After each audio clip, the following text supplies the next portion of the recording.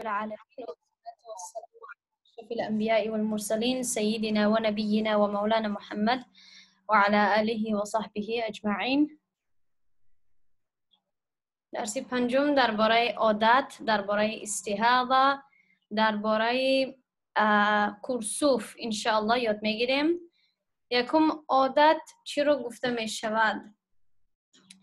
این عادت که من میگویم کلمه عادت در اینجا کلمه تاجیکی عادت هدف ما نیست، بلکه کلمه عربی که العاده گفته می شود همون کلمه رو در نظر داریم. العاده چرا گفته می شود؟ معنای هر دو این کلمه ها یک هست، اما باز هم باید معنای فقهی کلمه العاده رو بفهمید. چون که در زبان تاجیکی وقتی که ما میگوییم عادت یعنی که وقتی که انسان عادت دارد که یگان عمل را بار بار بکند، وقتی که یک عمل را بار بار میکند یا وقتی که به او یک حالت بار بار واقع می شود، همین را عادت گفته می شود. که انسان چی دارد؟ عادت دارد مثلا که کدام کار را بار بار بکند. عادت در اصطلاح فقهی، در اصطلاح حیض در اینجا چی معنا دارد؟ عادت آخران مدت حیض و طهر صحیح را گفته می شود. یعنی که آخران بار از همه نزدیکتر و قریبترین وقتی که حیض همان زن حیض صحیح بود و طهر همان زن که طهر صحیح بود. و شما باید علاقه حیض صحیح و طهر صحیح را بفهمید که چی معنا دارد. یعنی که زیاد زنا وقتی که من همراهشون صحبت میکنم گمان میکنند که عادت همان روز رو، همان عدد را گفته میشود، همان نامر را گفته میشود که زیاد واقع میشود. مثلا اگر در زندگیشان زیاد 5 روز روزهای حیض میبینند و مثلا 25 روزهای طهر میبینند، فکر میکنند که عادتشان 5 و 25 هست، بلکه وقتی که این خیلی نیست. عادت آخران عادتی حیض و طهر را گفته میشود. یعنی که اگر زن یا دختر 1 سال به مدت 1 سال یا 2 سال هم اگر 5 روز حیض داشته باشد، 25 روز طهر، این و آخران بار دوباری آخری حیضش 7 روز بود و طهرش 23 روز بود، این معنا ندارد که عادتش 5 و 25 است، بلکه عادتش 7 و 23 هست. چون که آخران بار وقتی که خوندید، آخران بار که حیضش آمد عادتش چند قدر بود؟ 7 روزی حیض با 23 روزی طهر. یعنی که آخران باری که خون می آید و آخران باری که زن طهر می داشته باشد، همین آخران بار را مدتی عادت گفته می شود، العاده گفته می شود. اگر با مشکلاتی دچار شود، آخران بارش رو نظر کرده فیصله می کند. بعضی زنها 1 روز یا 1 مقدار همیشه ندارند. 1 ماه 7 روز می شود، 1 ماه 6 روز می شود، 1 ماه 8 روز می شود. کم و زیاد شدن می گیرد. این معنا ندارد که آنها عادت ندارند، بلکه عادت دارند. هر زن عادت دارد. عادت شماره ای که زیاد واقع می شود او را گفته نمی شود، بلکه آخران حیض صحیح و طهر صحیح را گفته می شود. امیدوار هستم که خوب فهمیدید. خوب صحیح برای چی میگویم؟ برای آن که باید حیض در تمام شرایطش برابر بیاید. یعنی که از 3 روز زیاد باشد، از 10 روز کم باشد. یعنی که 10 روز یعنی که از 240 روز 40 ساعت، از 240 ساعت باید زیاد نشود. خوب. و طهر صحیح چی معنی دارد؟ که باید طهرش یعنی مدت پاکش اقلاً باید 15 روز باشد و در دوران این 15 روز باید یگان چکره خون نآید. یعنی طهرش باید فاسد نشود با خون. خوب انشاءالله سوالتون انشاءالله میشنوم. خوب دوام میکنیم. یعنی چی؟ یعنی به تمام زنها و دخترها نوشتن عادتهایشان واجب هست. بعضی کسایی که از علم آنقدر معرفت ندارند، فقط در اینترنت شیشته یک دو سه ویدیو رو گوش میکنند، گمان میکنند که هر چیزی که هر حکم شرعی باید واضح نوشته شود در قرآن حدیث. این خیلی نیست. مثلا در حدیث نه آمده است که زن باید حیض خود را نویسد در یک دفتر. این خیلی واضح نه آمده است، اما این معنای آن را ندارد که فقها یعنی فقیه، کسانی که از علم حدیث از علم فقه با خبر هستند، آنها حق این را ندارند که به یک چیزی حکم بمانند. این حکم از کجا است؟ این حکم از همین هست، واجب هست لغیره، یعنی از سبب بیرونی این واجب می شود. چون که اگر زن ننویسد عادتهای خودش را، چی می شود؟ این سببی نادرست خواندن نماز می شود، این سببی در حالت نجاست ماندن می شود، این سببی از دست دادن وقتهای نماز می شود. پس از خاطری که این گناه ها را و این مشکلات ها را دور کند، یک عادت دیگر برایش واجب می شود که این چی است؟ باید عادت خودش را نویسد. عادتی هر ماهی خود را، یعنی که بعضی زنها هر ماه حیض می داشته باشند، بعضی زنها در 2 ماه یک بار، بعضی زنها در 1.5 ماه یک بار حیض و طهر می داشته باشند. من این خیلی که می گویم هر ماه، معنایش همین است که چند روزی که در بر می گیرد همان را باید نویسد.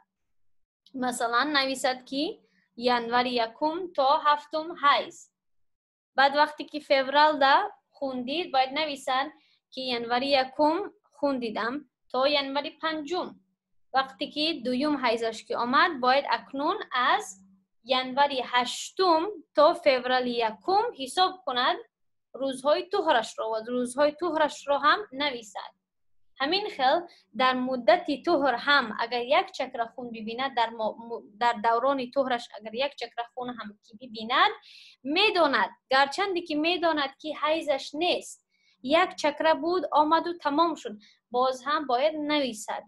چون که اگر با مشکلات دچار شود، اگر خونش استمرار شود، یعنی که دوام بدهد و هیچ بسکنی نداشته باشد، آن وقت میتواند که نوشتجات خود را به یک معلمه، به یک کسی که در همین مسائل تخصص دارد نشان داده آنها حل این را بیابند. نمیدانم در جایهای شما آیا کسانی هست که در این علم حیض و نفاس تخصص دارند یا نه، اما این یک کتاب خواندن، یک کتاب فقه خواندن و یک کتاب فقه خواندن خلاص نمی شود. بعضی شاگردان میخوانند بابی کتاب حیض را در کتاب‌های فقهی، مثلا القدوری، نور الایضاح، این خیلی کتاب‌ها را میخوانند، اما این کافی نیست. خب این خود همین فن به خود کتاب‌ها دارد، به خود علماها دارد، به خود کتاب‌های کلان دارد، به خود کتاب‌های قاعده ها دارد. چندین قاعده ها هست، قاعده های کلیه هست، قاعده های انتقال هست، قاعده های استمرار هست که باید از آنها آگاه باشد. پس هدف من چی است؟ که به شخصی که در اینها تخصص دارن از آنها سوال کنید. خوب، تبدیل شدن عادت حیض. خب این چی است؟ یک لحظه. خوب، هدف نوشتن عادت چی است؟ من به شما قبلا گفتم، اما باز هم میگویم که وقتی که خون از 10 روز زیاد شد، مثلا یعنی خون دوام کرد از 10 روز، یعنی از 240 ساعت، در آن وقت زن باید به عادت صحیح قبلی خود برگردد. مثلا در ماهی ینور از 1 ینور تا 5 ینور خوندید، بعد چی شد؟ بعد از از 1 ینور تا 5 ینور خوندید، بله، بعد طهر داشت، بعد از 1 فوریه خوندید، گمان میکند که اکنون حیضی دویمم، یعنی که در همین سال دویمم سر شد. اما در ماه فوریه میبیند که خونش هیچ بس نمیکنند. 10 روز میشود، 240 ساعت میشود، بس نمیشود، دوام میکنند. اکنون باید چی کند؟ به عادتی صحیح قبلی خود برگردد که عادتی صحیح قبلیش چی است؟ 5 روز خون در ینور و 25 روز پاکی. خوب، اکنون یک مثال رو نظر کنید. تبدیل شدن عادتی حیض. نویسن عادت‌هایتان مهم هست چون که میتواند که عادتی حیضتان تبدیل شود. مثلا 5 روز خون، 20 روز پاکی.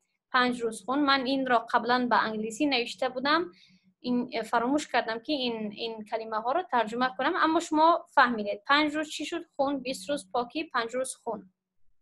خب اکنون چی میشود؟ ماه دیگر 5 روز خون، 20 روز پاکی، 7 روز خون میبیند. اینجا آیا جایز هست؟ آیا این تبدیلی آیا یعنی جایز هست؟ آیا ممکن هست در این فن؟ بله، جایز هست. شرط نیست که فقط 5 روز باشد همیشه. پس این تبدیلی رو در دفتراتان باید نویسید. این چونین تبدیل شدن عادتی طهر. زن بگویم که عادتی 5 و 20 را دارد. 5 روز خون میبیند، 20 روز پاکی. بعد باز 5 روز خون میبیند، 20 روز پاکی. شما این خیلی گمان نکنید که باید فقط در یک ماه، یعنی در یک ماه کلندر میلادی مثلا ینور و فوریه باید یک بار حیض بیاید. این خیلی گمان نکنید. مثلا من میدونم که بعضی زنها همین خیلی فکر میکنن. وقتی که من به من مادرم وقتی که من خرد بودم، وقتی که یکم بار این چیزها رو درس داد، پیش از آن که من خودم خوانده بودم احکام فقهی را، همین خیلی درس داده بود که هر ماه باید یک بار شود. اما این خیلی ضرور نیست که هر ماه باید یک بار حیض بیاید. اگر در مابین دو خون، یعنی که 2 حیض، اگر 15 روزهای پاکی باشد، می شود که در یک ماه دوم حیض هم بیاید. یعنی که بگوییم که مثلا ماه ینور روزی 1 تا 5 کسی خوندی، بعد 15 روزی بعدی چی شد؟ روزهای طهر بود. خب یک لحظه من همینجا کلندر رو باز کنم. خب روزهای پاکی 15 روز بعد از روزهای حیض دید. این می شود 10 20. خب یعنی اگر در ینور 20 باز خون ببیند، این جایز می باشد. شرط نیست که باید ینور تمام شود، باید خون نبیند و باید در فوریه دوباره خون ببیند. شرط نیست. یعنی که اگر در مابین 2 حیض 15 روز اقلا باشد، این ممکن هست که دوباره حیضش باز بیاید در یک ماه هم اگر باشد. خب این تبدیلی رو نظر کنید. دیگر ماه ده این زن 5 روز خون میبیند، 25 روز پاکی، بعد 5 روز خون. این هم جایز هست، این هم واقع می شود، این هم درست هست. این رو هم شما نویسید در دفترهای خود. این خیلی اگر تبدیلی شود، این هم میتونید نویسید. خوب، تبدیل شدن عادتی حیض و طهر. زن عادتی 5 روز خون، 20 روز پاکی دارد. روزی دیگر یا ماه دیگر میبیند 5 روز خون، بعد میبیند 25 روز پاکی، بعد میبیند 7 روز خون. این هم جایز هست، این هم درست هست. این حیض را یا طهر را فاسد نمیسازد، چون که گرچندی که مدتی طهر و حیض تبدیل شده است، زیادتر شده است، اما تمام شرایط ها را به جای می آورند. مثلا این طهر 20 روز هست، در مابینش یکم چکره خون نریخته است، این هم درست هست. و این طهری ماه دیگر چیست؟ 25 روز هست، این هم درست هست. از 15 روز زیاد هست و در مابین خون جاری نشده است. و این چونین این حیض هم گرچندی که از 5 روز به 7 روز تبدیل شده است، این هم درست هست. این هم یگان شرط را مخالف نشده است، پس این هم درست هست. این خیلی تبدیلی هم میتواند شود و شما فقط چی کنید؟ در دفتر خود نویسید. فرض کنیم که ماه ینور این خل عادت داشت، همین دختر این خل عادت داشت، 5 روز خوندید، 20 روز پاکی دید. بعد در ماه فوریه 5 روز خوندید، 25 روز چی؟ پاکی. باید نویسد و چی می شود؟ وقتی که 7 روز خوندید بعد باز پاکی دید، از همه عادتی نوش چی می شود؟ 7 روز خون، 25 روز پاکی. اول عادتش چی بود؟ 5 روز خون، 20 روز پاکی. بعد در ماه فوریه عادتش تبدیل شد به 7 روز خون، 25 روز پاکی. خب عادت با یک بار واقع شدن هم ثابت می شود. یک بار اگر در ماه قبلی خون 7 روز بیاید و طهرتان 25 روز باشد، همین را هم عادت گفته می شود. شرط نیست که عادت تکراری باشد. خب این بود درباره عادت. اکنون استحاضه. خب استحاضه خون را گفته می شود که از سبب بیماری یا مشکلات طبی جاری می شود. خب عموما خون استحاضه از رحم جاری نمی شود، اما از خاطر بعض احکام بعض خون رحم را هم استحاضه گفته می شود. مثلا پیش از سن 9 سالگی وقتی که خون جاری می شود، این را خون استحاضه گفته می شود، گرچندی که اگر از رحمم جاری شود. اما دختر چون که 9 سالی قمری را پر نکرده است، چی می شود؟ خونش خون استحاضه گفته می شود. و برای چی باید خون را مثلا خون حیض یا استحاضه نام بدهیم؟ برای آن که اگر خون حیض باشد، زن نماز خواندن ضروری نیست برایش، اما اگر ما خون را خون استحاضه بگوییم، یعنی که نماز خواندن تا حال برایش فرض هست، قرآن خواندن تا حال برایش جایز هست. از 3 روز کم خون جاری شود. از 3 روز کم اگر خون جاری شود، از رحمم باشد، خونی استحاضه گفته می شود. از 10 روز زیاد اگر خون جاری شود، یعنی که از 240 ساعت اگر زیاد شود خون، از رحمم اگر باشد، این را خونی استحاضه گفته می شود، یعنی که نماز خواندن و روزه گرفتن جایز می باشد برای زنی که استحاضه دارد. خب خونی که در وقت حامله‌داری دیده می شود، آن خون را هم خونی استحاضه گفته می شود. خب خونی که بعد از سنی 55 سالگی دیده شود، این خون را هم خونی استحاضه گفته می شود. و انشالله درباره ایاس، یعنی که درباره نمیدانم شما چی میگویید، اما در فقه اسلامی و فارسی هم ایاس گفته می شود. درباره ایاس، درباره منوپاز انشالله میخونیم در درسی پگاه انشالله. خب استحاضه برای زنی عادت دار یعنی که اقلا یک بار حیض دیده است. زنی است که 5 روز خون میبیند، 20 روز پاکی، باز 5 روز خون. در این ماه 5 روز خون میبیند، 20 روز پاکی و 11 روز خون. این 11 روزی خون چی میشود؟ این 11 روزی خون مثالی استحاضه هست. این را چی میکنیم؟ حل میکنیم.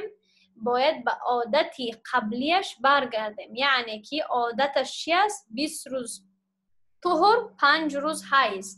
از این خاطر اگر زن 11 روز خون ببیند، فقط 5 روزی اولش روزهای خون حساب می شود و روزهای باقی ماندهش، روزهای بعد از 5 روز 6 تا 11 روزهای استحاضه حساب می شود. پس این زن باید تمام این نمازها رو قضا بکند، چون که وقتی که از 10 روز که زیاد شود، یعنی که در اینجا کدام بیماری هست یا کدام مشکلات طبی هست که از این خاطر از عادتش زیاد خون آمد. پس 10 روزش را روزهای حیض حساب نمی کنیم، بلکه به عادت صحیحش برگشته فیصله کرده می شود و عادت صحیحش چی است؟ 5 روز خون، 20 روز پاکی. پس چون که در اینجا 20 روز پاکی شد، اکنون از این 11 روز فقط 5 روزی اولش روزهای حیض حساب می شود، باقی ماندهش روزهای استحاضه. اگر نمازش را تا روز دوم نخوانده بود، از روز ششم باید نمازهایش را قضا بکند. خب مثال دیگر 5 روز خون 20 روز پاکی، 2 روز خون 20 روز پاکی. این همش جمعاً چند شد؟ 20 20 40 42 روز. 5 روز خوندید، 42 روز پاکی دید. در مابینش حیض ندید چون که 2 روز حیض نمی شود. پس این 2 روزی که در آن 2 روز خوندید، این روزهای استحاضه حساب می شوند، روزهای حیض حساب نمی شوند و اگر حیض نباشد تمام مدت را مدتی طهور گفته می شود. پس در اینجا در اصل چند روزی طهور هست؟ 42 روزی طهور هست، 42 روزی پاکی هست و 2 روزی استحاضه در مابین این 42 روز. اکنون استحاضه برای مبتدیه کی را گفته می شود؟ مبتدیه دختری را گفته می شود که به بار یکم حیض می بیند. اگر برای مبتدیه اگر مبتدیه به مشکلات دچار شود، مثلا 14 روز خون ببیند، خب 14 روز اگر خون ببیند چی باید کرد؟ یعنی عادتی ندارد که به آن برگردد. زنی که معتاده هست یعنی عادت دار هست، همیشه میتواند که به عادتی از همه نزدیکش، از همه صحیحش برگردد و همان را نظر کرده فیصله کند. اما دختری که مبتدیه هست یعنی که یکم بار حیض را میبیند و این هم با مشکلات سر میشود، یعنی خونی روانی خونی جاری میبیند، 14 روز خون میبیند و این هم یکم روزهای خونش هست، یکم حیضش هست، این چی کرده میشود؟ 10 روزی اولش را حیض حساب کرده میشود و 4 روزی آخرش را روزهای استحاضه. فهمیده؟ چون که این دختری که یکم بار حیض میبیند عادت ندارد، پس برای این دختر مدتی اکثر را، مدتی از همه زیاد را، مکسیموم را برایش داده می شود که روزهای مکسیمومی حیض چی است؟ روزهای از همه زیادی حیض چی است؟ 10 روز. پس این دختر وقتی که مبتدیه، دختری که یکم بار حیض میبیند، وقتی که حیضش بس نشود تا 240 ساعت انتظاری میکشد، نماز نمیخواند، روزه نمیگیرد. وقتی که 240 ساعت که پوره شد، بعد فوراً غسل میکند و به نمازهایش، اگر رمضان باشد به روزه گرفتنش برمیگردد و برای ماهی بعدی عادتش چی می باشد؟ عادتش 10 روزی حیض حساب می شود و چند روزی طهری که ببیند بعد آن را حساب کرده آن طهرش حساب می شود. خب استحاضه. خب با آخران نقطه های استحاضه چی است؟ بخشش.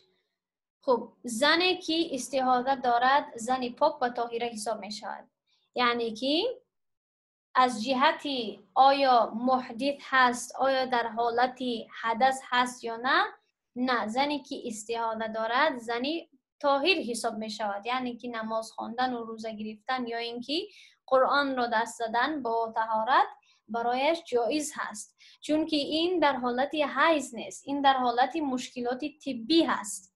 خب نقطه دوم، در دوران استحاضه نماز خواندن جایز هست، جایز حتی فرض هست، یعنی نمازهای 5 وقته رو خواندن و روزه رمضان رو گرفتن برایش فرض هست، و مانند کسی که مشکلات طبی نداشته باشد، و مانند زنی که خون جاری نمی شود از او، این زنی مستحاضه هم، زنی که استحاضه دارد، این زن هم پاک حساب می شود. فقط برایش چیز لازم هست؟ اگر خونش همیشه روانه هست. استحاضه هم 2 نوع دارد از جهت روانگی. بعضی زنها همین خیل فقط چکره در یک روز 1 چکره شاید ببینن، بعضی زنها این خیل می باشن، بعضی زنها مشکلاتشان همین خیل هست که خون روانه هست، یعنی که 2-3 چکره هر ساعت می ریزد. پس اگر زنی باشد که فقط 1 چکره یا کم ترک لباس تگیشون کم ترک آلوده می شود در یک روز 1 بار با خون، این زن خونی روانه ندارد و میتواند که طهارت کند و نمازش را بخواند. هر وقتی که خون آمد طهارتش را دوباره بکند. اما اگر زن همین خیلی استحاضه داشته باشد که خون همیشه روانه باشد و هیچ وقت بس نکند خون، یعنی که چکره هر ساعت یا هر 10 مینوت 15 مینوت بعد میریزد، کم هم باشد، این خزان فقط باید در وقت در آمدنی هر نماز طهارت بکند، طهارت نو، بعد نماز خود را ادا کند. یعنی پیش از در آمدنی وقت باید طهارت نکند. هر وقتی نماز در آمد داخل شد بعد باید رفته طهارت نو بکند، بعد باید نماز خود را بخواند. بعد وقتی نماز تمام شد طهارتش میشکند. اگر حاجت خانه را هم استعمال نکرده باشد طهارتش میشکند. در وقت نماز نو باید نو طهارت کند و نو نماز خود را ادا کند. خوب، و این فقط بعضی احکام را من برای شما بسیار آسوده کرده فهمانده ایستادم. احکام این حیض و نفاس بسیار پیچیده هست، بسیار مشکل هست. حتی زنهایی هست که آنها را زنهای متحیره گفته می شود، یعنی که آنها کاملا حیران هستند، نمیدانند نه حیض خود را نه استحاضه خود را، خونشان زیاد می آید، زیاد می ریزد، زیاد مشکلات دارند. از این خاطر حیضشان را هیچ وقت نمیفهمند کدام خون حیض است، کدام خون مشکلات طبی است و غیره و غیره. پس شما اگر از شما کسی سوال کند و شما جواب آن را نفهمیدید، خواهش میکنم که بر سر خود عذاب و گناه را نگیرید و جواب ندهید. از جواب دادن از یک کسی دیگر پرسیده جواب بدهید. خوب، دوام میکنیم. آخران قسمت درس امروزه ما درباره کرسوف. خوب، بعضی کلمه هایی که ضرور هست برای فهمیدن شما، من بعضی آنها را خوب نمیفهمم، پس از این خاطر برای شما بعضی چیزهایی که زنها استعمال میکنن در اینجا من عکسش رو موندم تا اینکه برای علم، برای فهمی شما آسان تر شود. وقتی که علم را می آموزیم، مخصوصا وقتی که هممون زن هستیم، پس این خل عکس ها، این خل چیزها را نشان دادن جایز هست و حتی ضروری هست تا اینکه همه بفهمد که چی کدام حکم را دارد. خب اکنون من درباره کرسوف برای شما میگویم. یک لحظه.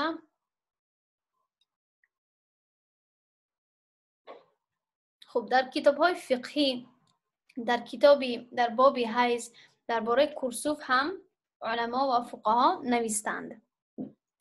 کرسوف چند خل میتواند باشد. خب کرسوف همان پخته یا اینکه همون لطه یا اینکه همون کاغذی را گفته می شود که در بین پا در دهان شرمگاه مونده می شود. همین را در فقه اسلامی کرسوف گفته می شود. خوب، و این چند نوع هست و آن نوعش که سنت هست و آن قسمش که برای زن مسلمان پیشنهاد کرده می شود، آن نوع را هم من برای شما می فهمونم. یکم آن کاغذ یا پخته را گفته می شود که از فرج داخل بیرون هست، یعنی که در داخلی عضو زن مانده نمی شود. در دهان شرمگاه هست، در مابین شفتین کبرا و صغرا مانده می شود. خوب، این را عموما زنها نمی فهمند و نمی کنند، اما همین هست طریقه سنت. دوباره من برای شما میگویم، اول قسم دوم و سوم رو میفهمونم، بعد به قسم یکم برگشته برای شما همان نوع کرسوفی که سنت هست همان رو میفهمونم. این بسیار خوب هست، بسیار مفید هست و برای فهمیدن آن مایه‌ای که از بین پایتان میریزد بسیار خوب هست. دوم چی است؟ نیمی پخته را یا لطه را، هر چیز که باشد، لطه، کاغذ است، بومنگ هست، نمیدانم دیگه چی چیزا رو استعمال کرده می شود، نیمی پخته را بیرون ماندن و نیمش رو درون ماندن، در داخلی شرمگاه ماندن. این قسمتی دوم هست. این چی است؟ طریقه دوم هست که کتاب های اسلامی، کتاب های فقه این را ذکر میکنند، این را میفهمانند. و سوم قسمی کرسوف چی است؟ پره در داخل شرمگاه به مانند تمپون. خب 3 قسم شد. یکمش چی است؟ در دهان شرمگاه هست، در مابین شفتین کبرا و صغرا. دویمش چی است؟ نیمی پخته در داخل هست و نیمش در بیرون. و سوم پره، هر چیزی که استعمال میکنه در داخل کرده می شود، در درونی شرمگاه زن داخل کرده می شود با مانند تمپون. خوب، و ما می توانیم بگوییم که قسم چهارم هم هست که با مانند، نمیدانم شما چی میگویید، اما پد گفته می شود. این یک کاغذی با مانند یک کاغذی نرم هست که در لباس تگی مانده می شود. خوب، اکنون برمیگردیم به یکم. کرسوفی که سنت هست، همان کرسوف را گفته می شود که در دهان شرمگاه مانده شد، یعنی که در لباس تگی به مانند پد نه، پد کرسوف حساب نمی شود. پد همین که است پورا کردنی طریقه سنت حساب نمی شود. این که هست، این رو استعمال کردن می توانید، جایز هست، من نمیگویم جایز نیست، اما در آخران روزهای حیضتان بسیار مفید و سنت هست که شما از چی استعمال کنید؟ از کرسوفی سنتی یا از کرسوفی فقهی و اسلامی. یعنی که یک توته پخته را یا یک قسمتی بومگه یا هر یکم چیزی نرم را گرفته، یک مثلا لطه سفید رو گرفته، بسیار یک قسمتی کمش رو با مانندی بگویم 2 انگشت، همین خیل یک لطه رو یا یک پخته رو گرفته، شما چی کنید؟ در مابین شفتین کبرا و صغرا بماند. یعنی که این در لباس تگیتان از شرمگاه پایان نیست، در دهان شرمگاه هست، در همین از جسمتان فوراً بیرون هست. این سنت هست و این رو کردن بسیار خوب هست، مخصوصا در روزهای آخری حیض، چون که در روزهای اول خون بسیار رنگش هم تیز هست و با سرخی با سیاهی زیاد میچکد. پس در روزهای اول اگر شما پد رو استعمال کنید این باقی ندارد و این یگان حرج نیست در این. اما در روزهای آخر وقتی که مایعی که از شما جاری می شود و مانندی زردی هست و مانندی بسیار یک رنگی چی دارد؟ بسیار یک رنگی روشن دارد و سفید بسیار مائل هست، در آن وقت شما از کرسوف استعمال کنید. یعنی که یک پخته را یا یک لطه بسیار میده را در مابین شفتین کبرا و صغرا در دهان شرمگاهتان بماند. همین خیلی وقتی که در اون کرده می شود او خودش میماند در همانجا. وقتی که در آنجا میماند همان مایعی که بیرون می شود رنگش تبدیل نمی شود. وقتی که زن پد استعمال میکنه در روزهای آخر، مایعی که وقتی که مایع با تری وقتی که خارج میشد رنگش دیگر هست، اما مایع وقتی که خشک میشود، چون که در چی است؟ در تنبانتان هست، در لباس تگیتان هست، شما شاید بعدی نیم ساعت، بعدی 1 ساعت ببینید آن مایعی سفید رو یا آن مایعی که در روزهای آخر خارج میشود. تا وقتی که شما میبینید رنگش چی می شود؟ وقتی که خوش می شود رنگش تیزتر می شود، رنگش بلندتر می شود. پس از این خاطر شما نخواهید فهمید که آیا این در اصل سفیدتر بود یا آیا این در اصل زردتر بود. پس از همین خوبتر هست که در روزهای آخر، در روزی 6 و 7 اگر شما مثلا تا 6-7 روز اگر حیض می داشته باشید، در آخر آن روزها از کرسوف سنتی استعمال کنید که این طریقه یکم هست. بعد چی هست؟ بعضی دیگر چیزها هست که نیمی پخته رو داخل مانده می شود و نیمی لطه یا پخته رو بیرون. این هم در اسلام جایز هست.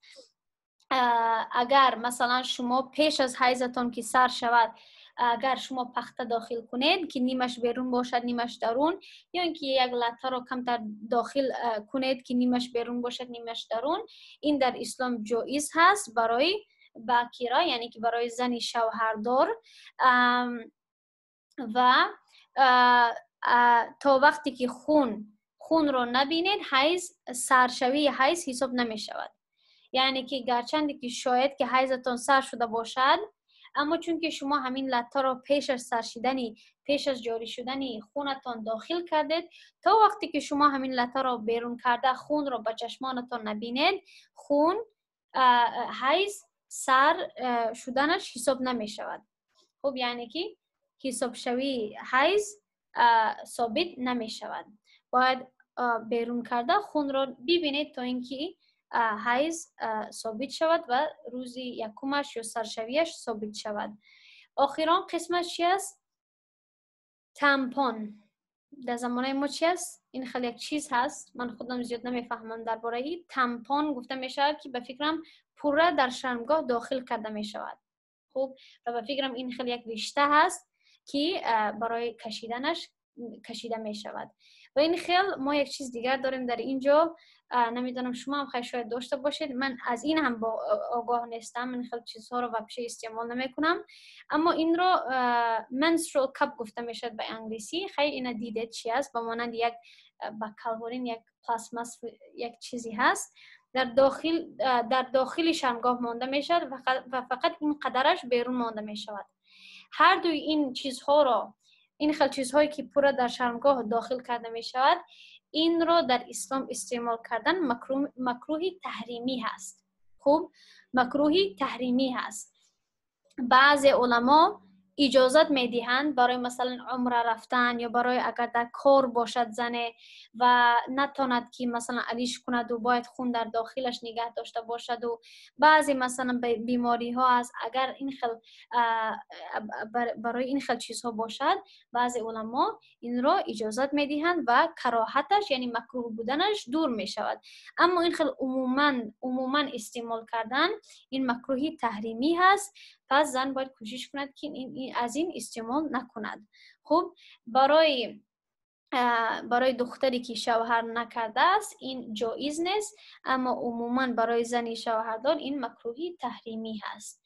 خب پس کرسوفی که سنت هست استعمال کردن آن برای زنی که شوهر دارد در پورا ماه میتواند که استعمال کند، برایش سنت هست.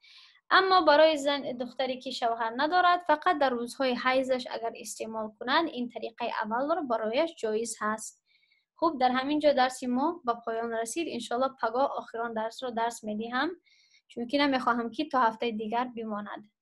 اگر یکم سوال دارید، من دیگر وقت ندارم، یک چند سکوندی همین پروگرام ماند، شما میتوانید که در گروه سوالاتون را انشالله روان کنید، بعد من انشالله در همونجا جواب میدم.